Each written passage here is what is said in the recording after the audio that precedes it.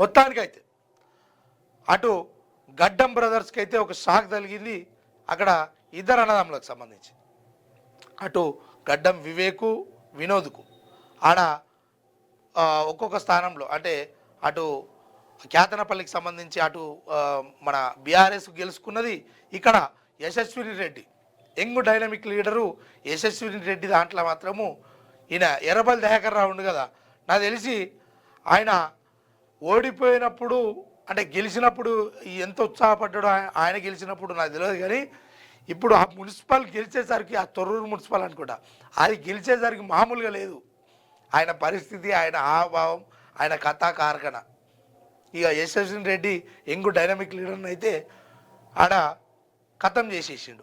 అదేవిధంగా బాగా ఎగిరే అటువంటి కౌశిక్ రెడ్డి పాపం వార్తలు ఇప్పుడు కనబడతలేడు, కానీ ఆయన కూడా హుజురాబాద్ మున్సిపాలిటీ ఏదైతే ఉందో ఓడిపోవడం జరిగింది. ఆడ మన బీసీ బిడ్డ ఎవరు నవీన్ యాదవ్ ఉన్నాడు కదా, మన జూబ్లీ హిల్స్లో గెలిచిన ఆయన పోయి ఆడ తిష్టా వేసిండు.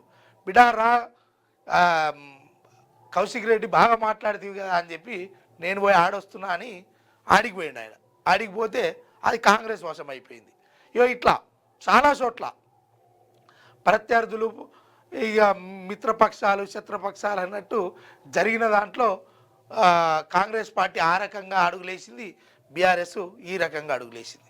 చాలా చోట్ల చాలా సమీకరణలు జరిగినాయి. కానీ మొత్తానికి ఎవరికి ఎన్ని వస్తాయి ఏంది అనేది తుది నిర్ణయం వచ్చేది రేపు మాత్రమే.